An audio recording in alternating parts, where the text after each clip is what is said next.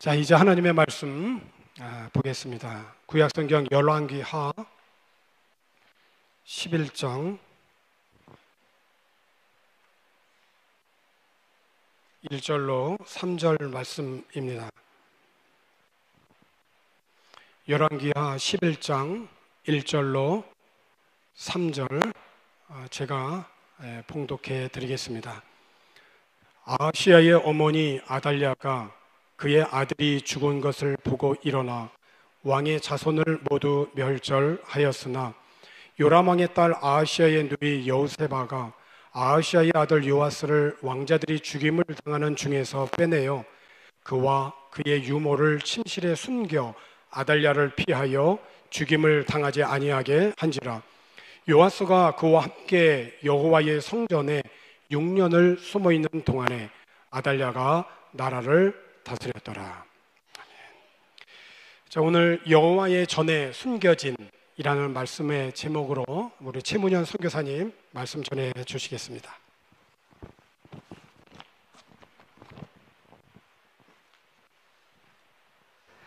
할렐루야. 제 화면에 저의 모습이 너무나 어색합니다. 제가 여기에 3년 6개월 동안 사역을 하면서 정말 행복한 시간이었고 좋은 시간이었습니다. 저는 정말 생각보다 많은 분들이 안 계실 줄 알았어요. 내 주보를 보니까 친숙한 이름도 있고, 또 제가 사역을 하면서 저와 함께 같이 기도하고 또 예배 드렸던 학생들이 이제 어엿한 청년들이 되어서 교회를 지키고 있는 모습을 보니까 너무나 마음이 기쁩니다. 너무나 오고 싶었어요. 예, 막 그 눈물이 나려고 하는데 그러면 안 되겠죠? 예. 그 동안에 뭐 일들이 있었습니다. 뭐 잠시 후에 나누겠지만 저희 아내와 함께 이 바교에서 생활을 하면서 APT에 있었죠. 거기서 결혼을 하고 또 첫째 아이 샤일로, 지금 있는 샤일로가 태어났습니다. 마닐라에서 태어났고 4개월이 되던 그때, 아이가 4개월이 되던 그때 제가 미국으로 떠났습니다. 그때 목사님께 목사님 갔다가 금방 오겠습니다 했는데 그게 6년이 걸렸어요. 그래서 이제 저희는 마닐라에 선교사로 파송을 받아서 마닐라에 있고요. 이제 앞으로 1년 동안 언어에 집중하고 그 이후에는 티칭 사역을 할 예정이 있습니다. 자주는 뵙기는 힘들겠지만 그래도 가끔 뵙고 여러분들과 교제하고 싶습니다. 오늘 말씀에 들어가겠습니다. 먼저 오늘 말씀을 목사님께서 봉독을 해주셨는데 먼저 배경 설명을 잠깐 하겠습니다. 말씀을 보면 1절에 첫 단어가 아하시아라고 나오죠. 이 당시 상황을 설명을 드리자면 강의가 아니기 때문에 깊게는 안 들어가지만 그래도 좀 집중을 하시고 들으셔야 됩니다. 이름들이 많이 나와요. 아하시아는 남유다의 왕입니다. 자, 다윗 이후에, 솔로몬 이후에 나라가 분열이 되었죠. 그래서 북이스라엘 그리고 남유다. 그래서 북이스라엘의 왕이 따로 있고 남유다의 왕이 따로 있어요. 지금 설명하는 이 왕은 아하시아는 남유다의 왕입니다. 근데 이 시기가 참 재미가 있어요. 왜 그러냐면 아하시아의 어머니가 아달랴예요. 근데 어머니가 아달랴인데 아달랴는 북이스라엘 사람입니다. 북이스라엘 사람인데 이 아달랴의 부모님이 누구냐면 그 유명한 아합과 이세벨이에요. 이름 들어보셨죠? 아합과 이세벨. 좋게는 떠오르지 않죠. 그 이름들이 아주 악한, 하나님 앞에 악을 행했던. 구약성경 열왕기하를 쭉 읽다 보면 습관적으로 나온 이름이 뭐가 있냐면 여로보암이 있어요. 여로보암이 왜 자꾸 상기가 되냐면 아주 악한 왕이었거든요. 그래서 왕들이 여로보암을 따라서 악을 저질렀다. 여로보암을 따라서 악을 저질렀다. 꼭 악을 저질렀다는 얘기를 나올 때 여로보암 이름이 언급이 되는데 이 아합이라는 왕은 여로보암보다 더 악한 왕이었어요. 근데 이 아합 왕의 아내 이세벨이 어디 출신이냐면 바로 바알신을 섬기는 그 지역의 출신이에요. 그래서 이방 여자입니다. 이방 여자가 왕비로 이스라엘의 왕비가 되었어요. 근데 그 여인이 이세벨이 이스라엘로 올 때 아합 왕에게 바알 신을 소개를 했겠죠. 더욱더 강력하게. 그러면서 통치를 시작을 해요. 그 둘 사이에서 나온 딸이 바로 아달랴예요. 그리고 우리가 좀 이따가 알겠지만 또 요람이라는 아들이 있어요. 여호람이라고도 하는 요람이라는 아들이 있습니다. 더 많은 형제 자매들이 있는데 일단 성경에서 언급하고 있는 그 이름들은 두 이름이에요. 자, 기억합시다. 아달랴 그리고 요람. 요람은 나중에 아합을 이어서 왕이 돼요. 북이스라엘 왕이. 그리고 아달랴는 우리가 방금 얘기했듯이 남유다에 와서 왕비가 됩니다. 근데 재밌는 건 뭐냐면 아달랴의 남자 형제가 왕이 된 북이스라엘의 왕이 된 남자 형제 이름이 요람이죠. 근데 아달랴가 시집 온 남편의 이름도 요람이에요.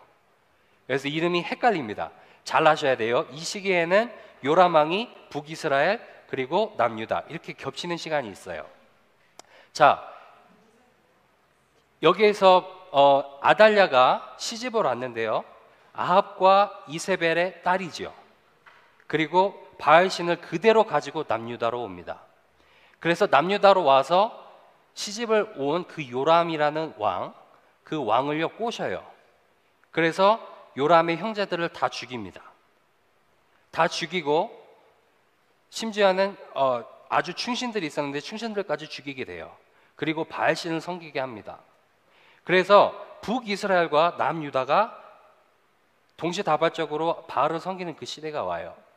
근데 우리가 여기서 주목해야 될 건 뭐냐면 처음에 솔로몬 이후에 북이스라엘과 남유다가 나뉠 때 남유다는요 다윗의 씨가 왕들이 되었어요.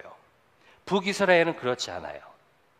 잡다한 사람들이 왕이 됩니다. 하지만 이 남유다만큼은요 하나님께서 다윗과 하신 약속이 있기 때문에 다윗의 씨들이 계속 왕이 되었어요. 그래서 하나님의 정통성이 숨어있는 나라가 바로 이 남유다였습니다. 근데 이 남유다에 누가 들어왔어요? 아달랴가 들어왔어요. 무엇을 가지고 왔죠? 바알신을 가지고 왔습니다. 이게 문제였어요. 근데 누구 잘못이냐면 여호사밧 왕의 잘못입니다. 여호사밧 왕은요 누구냐면 아달랴가 시집온 남편이 있죠? 요람 왕의 아버지예요. 여호사밧은요 성경에서 하나님께서 기뻐하실 만한 일들을 했어요. 하지만 말년에 잘못했어요. 그리고 한 가지 잘못이 있다면 아합 왕과 친하게 지냈습니다.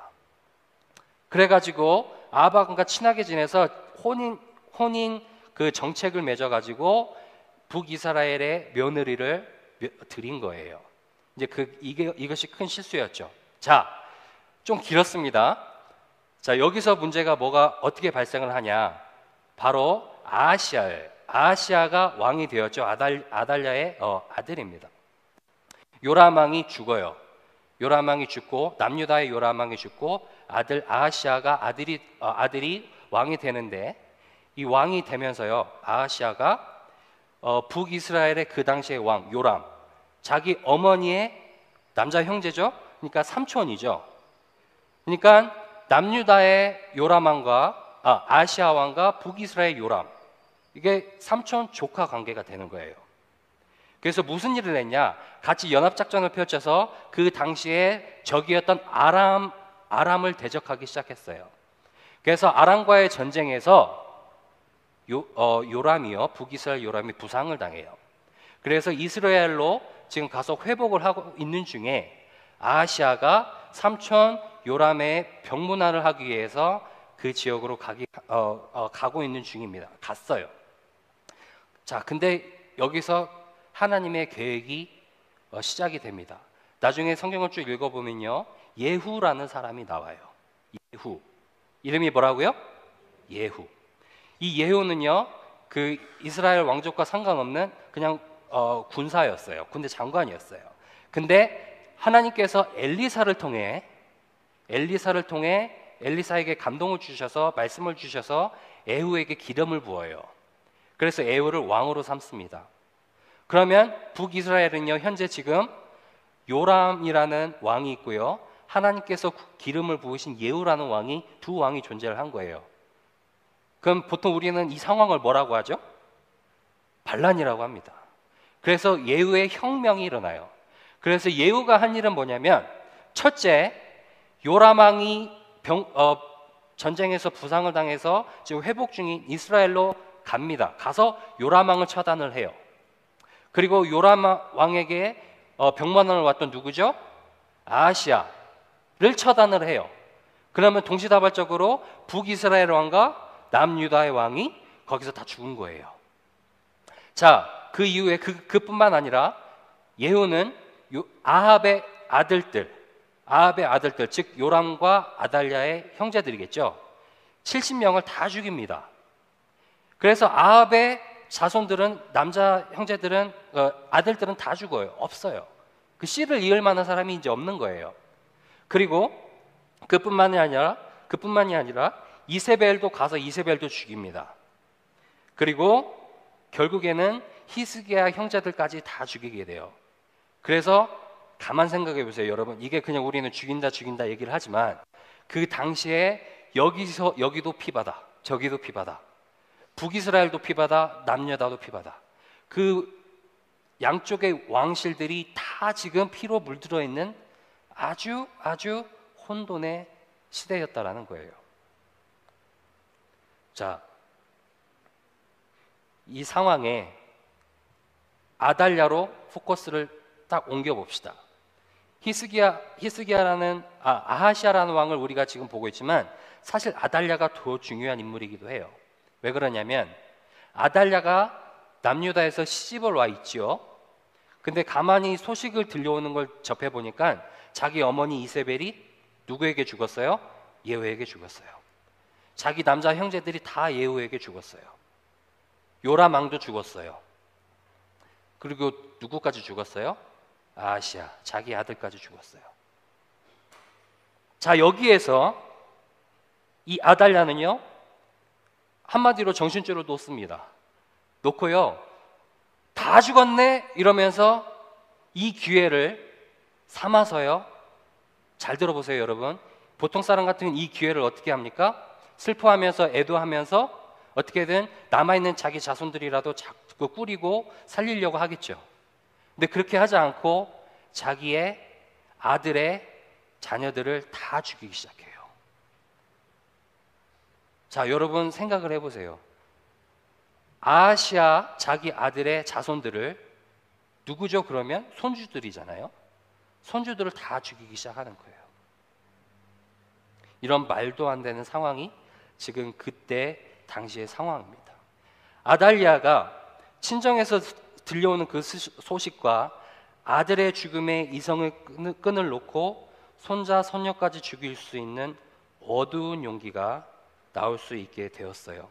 그 이후에는 정권을 가져간 이후에는 역대하 24장 7절 말씀을 보면, 제가 읽어보겠습니다. 이는 그 악한 여인 아달랴의 아들들이 하나님의 전을 깨뜨리고 또 여호와의 전의 모든 성물을 바알들에게 드렸음이었더라. 결국은 성전까지 손을 대게 돼요. 그래서 아달랴는 이 악한 여인은 자기의 자손들에게 관심이 있고 자기의 어떤 사랑으로 이렇게 보듬기보다는 자기가 정권을 쥐고 온 나라를 흔들면서 바알신을 섬기게 하기 위해서 모든 방해되는 세력들을 다 죽이게 된 거예요. 자, 여기까지 등장인물들, 지금 아하시아, 아달랴, 아합, 이세벨, 요람, 이렇게 이 등장인물들과 배경들을 잠깐 보더라도 대충 그 당시 이스라엘과 유다 분위기를 짐작을 할 수 있어요. 그리고 이 상황을 설명할 수 있는 몇 단어들을 나열을 해본다면 이렇게 됩니다. 전쟁, 살인, 집단 학살, 동족 산장, 배신, 분리, 혼돈, 영적 피폐함, 어수선함, 견디기 힘든 오늘, 기대되지 않는 내일, 어두운 미래, 교회의 핍박, 대충 이렇습니다. 여러분들 공감하시나요? 공감하면 우리 한번 아멘 해볼까요? 아멘. 이렇습니다. 근데 아달랴와 같은 사람이죠.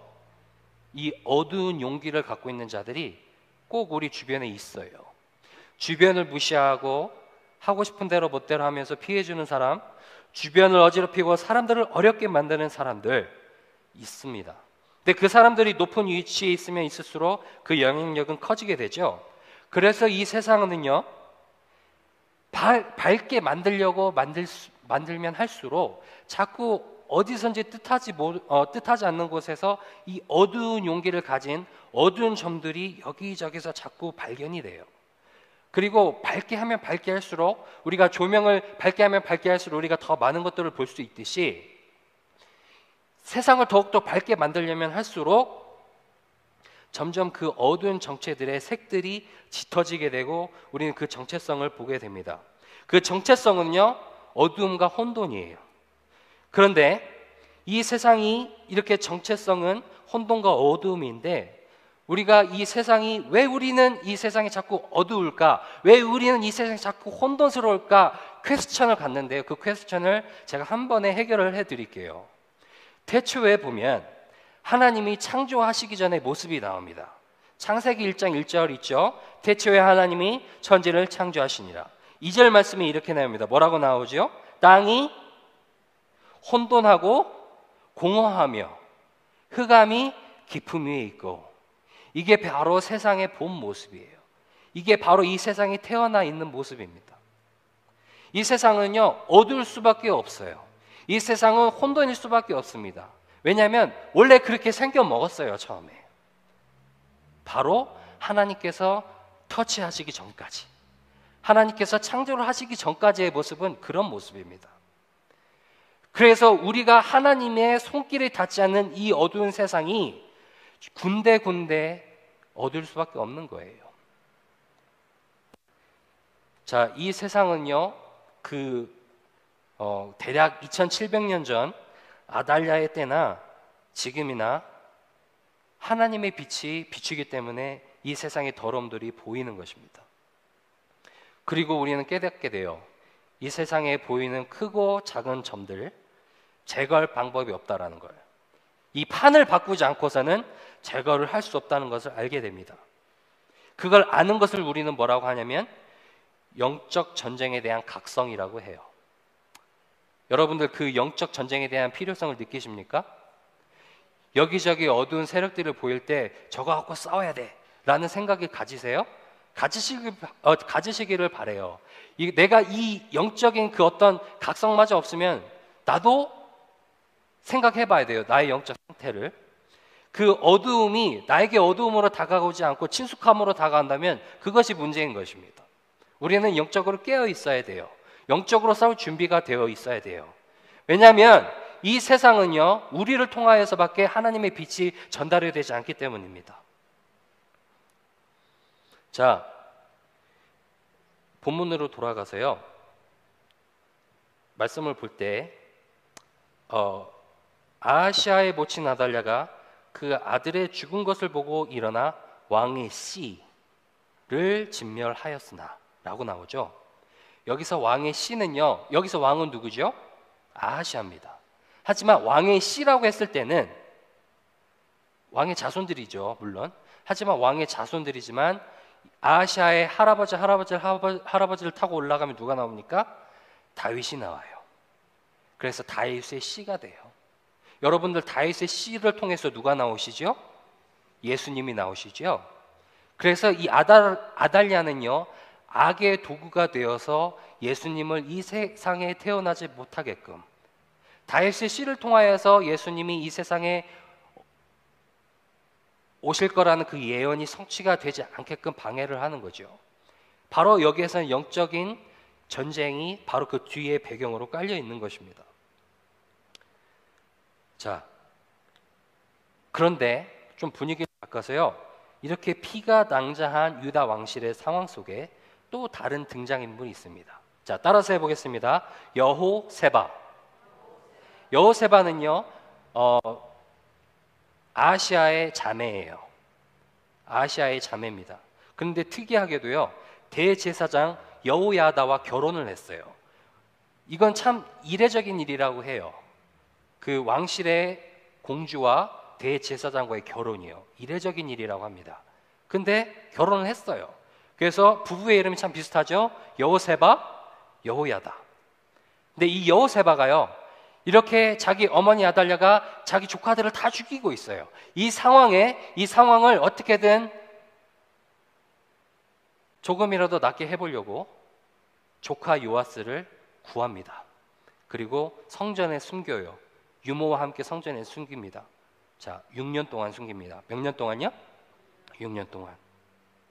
자, 누가 요아스를 성전에 숨기셨습니까? 누가 숨기셨죠? 지금 주변이 시끄러워서 그런지 제가 들리지가 않아요. 자, 누가 요아스를 숨기셨습니까? 여호세바가 숨겼죠. 하지만 이거는 하나님의 비밀 작전이었다는 것입니다. 하나님의 비밀 작전. 하나님이 요아스를요, 아달랴의 손에서 구출해내셨어요. 그리고 숨기셨습니다. 그 의도가 무엇일까요? 의도가. 왜 하나님이 요아스를 숨겨놓으셨을까요? 성경을 쭉 읽다 보면요, 6년이 다 차고 7년이 되던 해에 여호세바의 남편이자 대제사장인 여호야다의 주도로요, 반란을 일으켜요. 그래서 요아스가 왕위에 오르게 합니다. 그래서 다윗의 자손이 끊이지 않고 왕위를 계승할 수 있도록 했어요. 이거는 하나님의 약속이었습니다. 그래서 요아스를 숨기신 건 하나님의 계획이었어요. 그가 6년 동안 발견되지 않았던 이유는요, 왜 그랬을까요? 성전에 있었기 때문이었을까요? 아니죠. 우리가 전에 역대하의 말씀을 보처럼 아달랴는요, 성전까지 침범을 해서요, 성전의 물건들을 약탈했어요. 결코 성전 또한 요아스에게는요, 완벽한 묘세는 아니었습니다. 하지만 그가 발견되지 않고 성전에서 살아남을 수 있었다는 것은, 발견되지 않았다는 것은요, 하나님께서 숨기셨기 때문에 그렇습니다. 여러분, 우리가 지금 교회에서 예배를 드리지만 이 교회라고 할지라도 완벽한 요새는 될 수 없어요. 저는 교회 건물을 얘기하는 겁니다. 네, 오해하지 마세요. 건물을 얘기하는 겁니다. 이 교회도요, 세상에 핍박이 있어요. 그렇죠? 그리고 때로는 교회 자체가 세상과 타협을 하기도 해요. 우리가 이 건물과 이 어떤 시스템을 믿기보다는 하나님이 우리와 함께 하시는지, 하나님께서 나를 붙드시는지, 내가 하나님의 그늘 아래 있는지, 그거를 우리는 점검해 봐야 될 줄 믿습니다. 21세기를 사는 그래서요, 이 말씀을 마쳐야 되는데, 요아스가 7년 때 따단하고 나타납니다. 대제사장 여호야다가 기름을 부어요. 그래서 왕으로 삼습니다. 다시 아달랴가 6년 동안 자기가 하고 싶은 대로 통치를 하고 바알신을 섬기고 유다 백성에게 바알신을 섬기게 하고 또 자신이 바알 섬기를 섬기면서 온 유다 땅을 영적인 침체기로 또 어둠의 땅으로 피와 어떤 온갖 악의 어떤 구렁텅이로 만드는 그 6년의 기간 동안 아달랴는 자기가 왕인 줄 알았는데 갑자기 따단하고 요아스가 나왔어요. 그리고 요아스가 나오는데 그 대제사장 여호야다가 군대를 거느리고요, 이 군대들마저 아달랴를 좋아하지 않았어요. 요아스의 편에 섭니다. 그리고 요아스를 왕으로 삼고요, 그리고 결국은 아달랴를 처형을 하게 되고 요아스가 왕이 되게 돼요. 그 요아스가 나중에 한 일은 뭐냐면 성전을 재건합니다. 아멘. 그리고 백성들과 언약을 맺어서 여호야다가 왕과 백성과 함께 하나님의 백성이 되겠다는 언약을 다시 맺게 해요.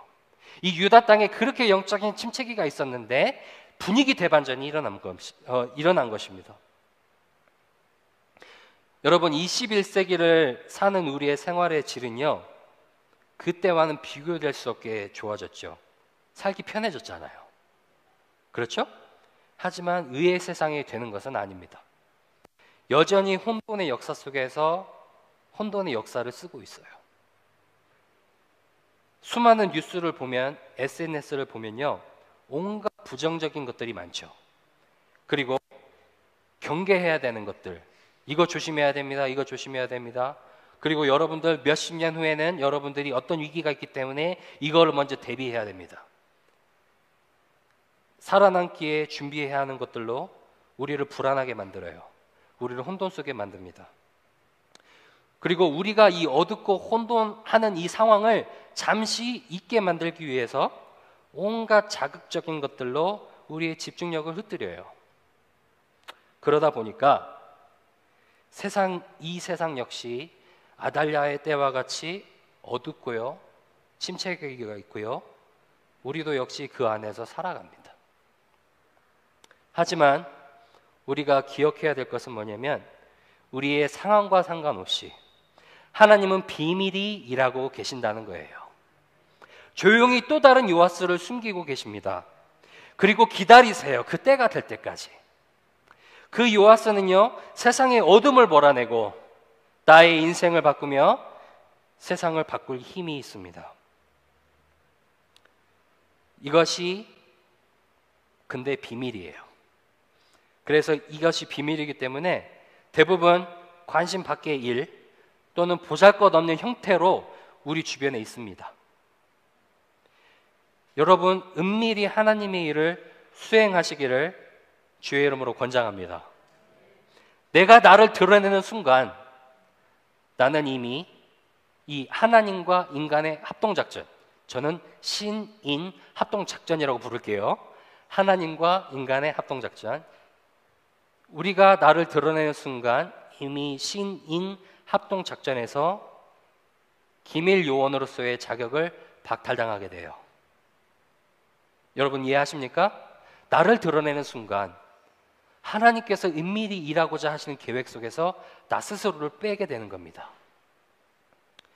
진정 하나님의 일을 가장 그의 뜻에 맞게 하는 하나님의 종들은 우리가 방송에서나 인터넷에서 찾아볼 수 없는 곳에서 묵묵히 그 때를 기다리며 성장하고 있을 것입니다.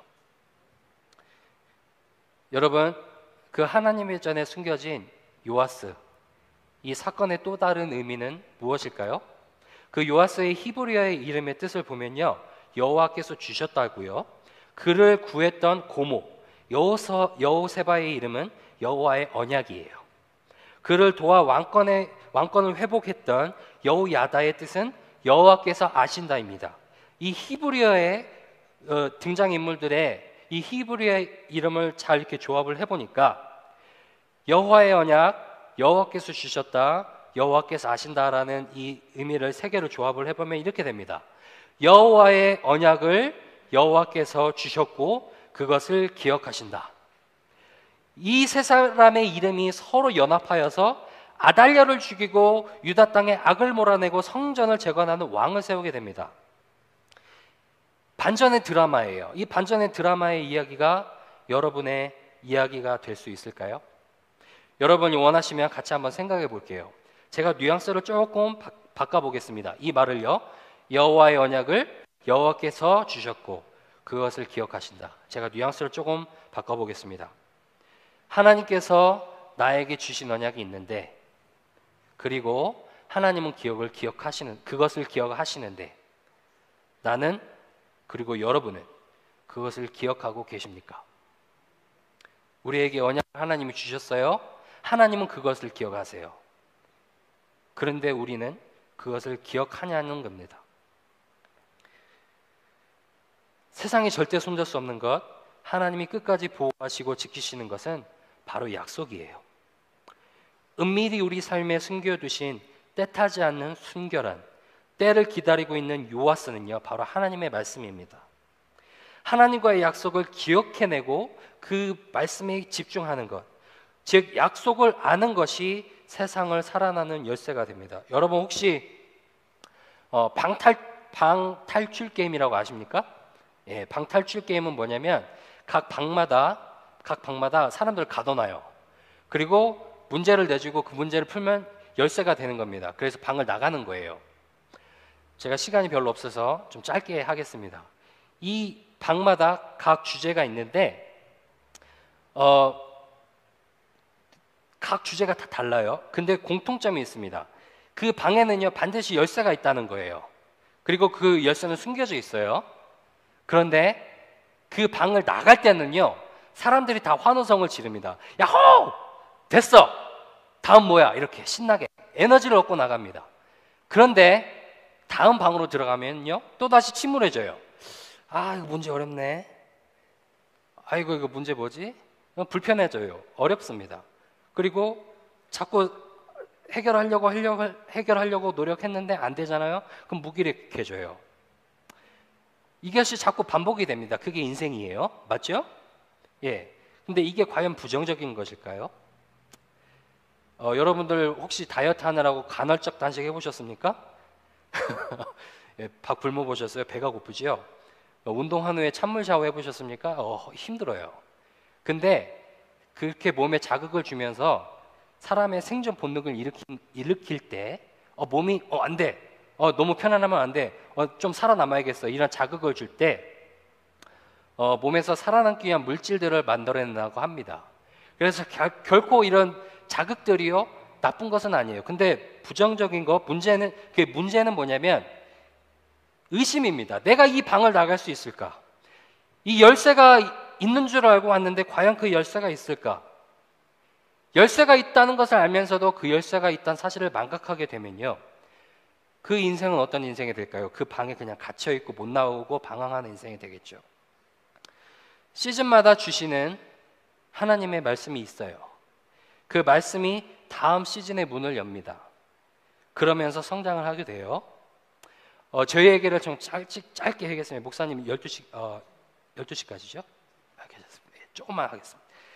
저의 미국 생활을 제가 돌아볼 때 저도 이런 시즌이 있었던 것 같아요. 저는 미국 사람들 보면 너 미국 갔어 좋겠다 이러는데 저는 절대 좋지 않았습니다. 6년 동안 절대 좋지 않았어요. 필리핀에 계신 분들 압니다. 제가 이해해요. 미국 가고 싶어, 어디 가고 싶어, 이해합니다. 막상 가보잖아요, 별거 없어요. 저는 여기 너무 오고 싶었다니까요.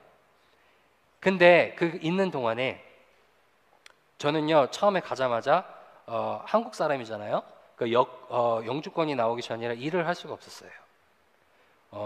저희는 미국 아내와 결혼했기 때문에 버벅이는 것을 너무 싫어합니다. 조금도 싫어해요. 한국 사람들은 그 법과 어떤 그 사이 중간 차기를 잘 해요. 그래서 조금 법 해석이 애매한 곳은 그레이 에어리어가 딱 나오면 거기 어떻게 자꾸 딱 들어가서 어떻게 살아남습니다. 그게 한국 스타일이에요. 근데 아내와는 안 돼요. 안 통하더라고요. 안 된다. 변호사 만나서요, 영주권 나오고 시민권 받기까지 5년, 6년 동안 여기 있어야 돼. 알았어, 있을게. 그 기간 동안요, 저는 전혀 준비가 되지 않았어요. 그 기간 동안을 견딜 만큼. 그래서 뭘 했냐면, 가자마자 저는요, 집에서 아기를 봤습니다. 집에서 아기를 봤어요. 몇 년 동안 아기를 봤습니다. 제가 아기를 잘 봤는지 주변에 미국 친구가 자기 아기도 데리고 왔어요. 그래서 저는 정말 아기를 키우는 도사가 됐습니다. 다이퍼를요, 기저귀를요, 눈 감고 갈아요. 그냥 갑니다. 저 아내보다 더 잘 갈 수 있어요. 왜냐하면 그 사이 아내는요, 나가서 일을 했기 때문에 그래요.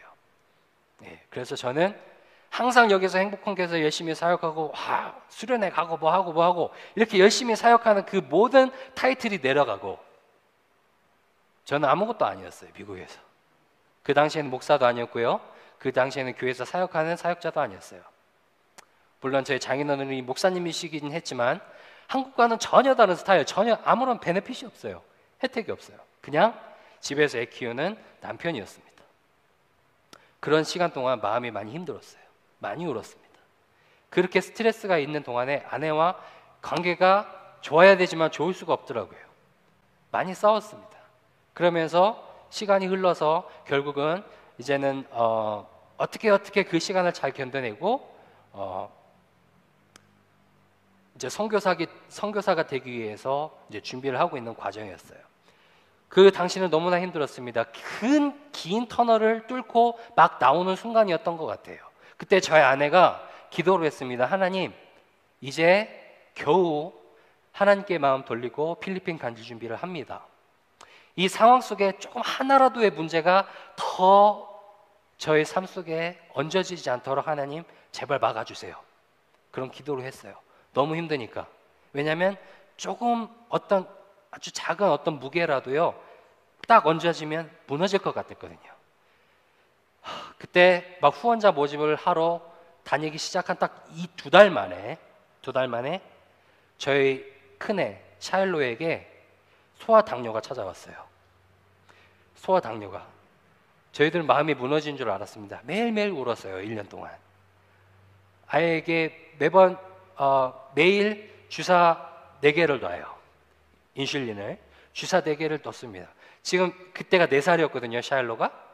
그때 당시만 해도 그 어린아이가 그 병원에서 간호사들이 옆에 붙잡고 어떻게 하려고 하는 그 상황 속에 눈을 감고 고함을 지릅니다. 여기 있고 싶지 않다. 집에 가고 싶다. 사람들이 나를 너무나 붙잡고 있다. 힘들다.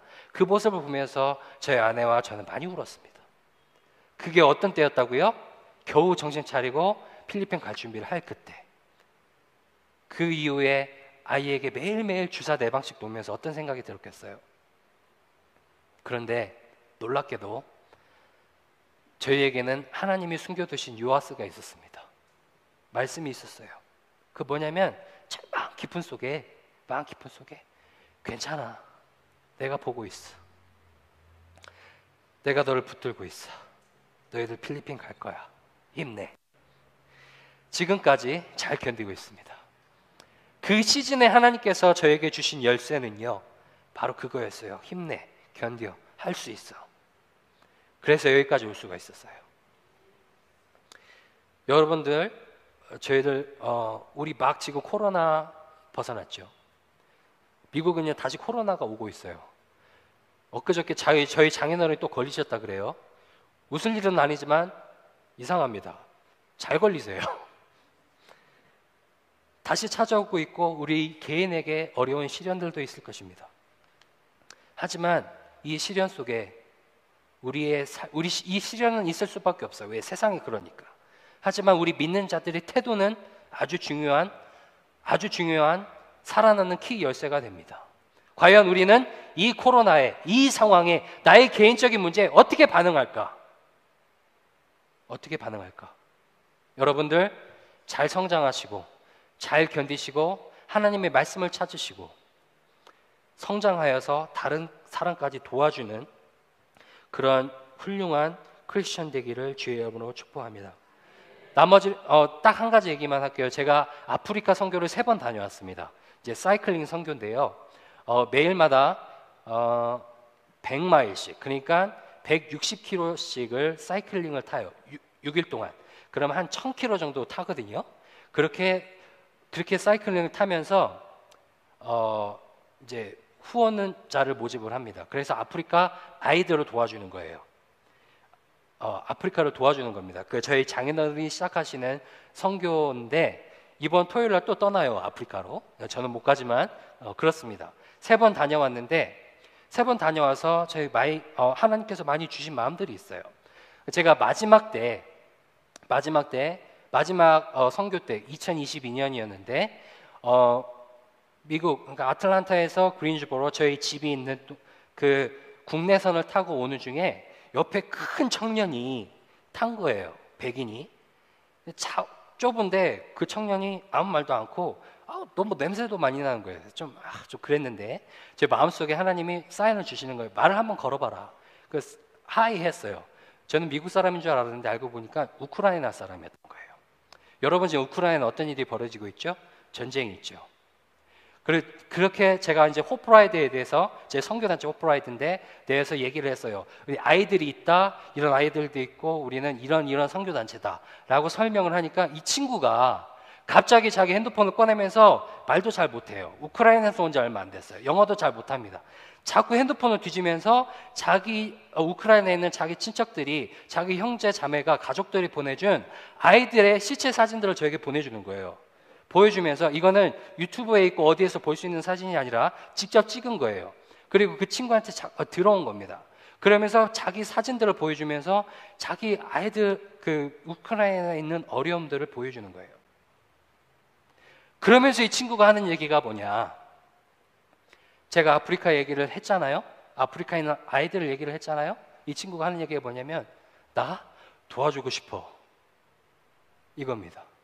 나 너와 함께 그 아프리카에 있는 아이들을 후원해주고 싶어. 자기 나라가 지금 전쟁에 있고 자기 백성이 죽어가는 상황 속에 이 친구가 도움의 손길을 내놓는 겁니다. 이 나라에게는 큰 시련이에요. 큰 어려움입니다. 이 친구가 미국에 온 것도 돈 벌어 자기 가족들 서포트 하려고 왔어요.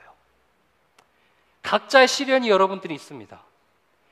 여기 바교에 있으면서 왜 어려움들이 없겠어요? 있지요. 하지만 우리가 이 시련들을 어떻게 겪어내는지는 바로 우리에게 있습니다. 지금도 하나님은 여기저기에서 요아스를 숨기시고 자신의 계획을 진행하십니다. 그 시즌을 살아낼 말씀들을 숨겨놓고 계시고요. 어려워도 힘들어도 성전에 머물며 그 말씀을 받고 그 성전을 지키며 하나님의 말씀과 하나님에 대한 가르침을, 그 승리의 메시지를 다음 세대에게 잘 전달하시기를 주의 이름으로 축복합니다. 기도하겠습니다. 살아계신 하나님, 정말 부족한 종이 하나님의 말씀을 두서없이 전했습니다. 하나님께서 그 마음들을 움직이시고 필요한 말씀들이 그들의 생활 속에 생각나게 하시며 하나님의 아름다운 역사가, 하나님의 아름다운 열매들이 그들의 가정과 그들의 생활 터전과 그들의 사업장에서 일어나게 하여 주옵소서. 감사를 드리며 예수님의 이름으로 기도드렸습니다.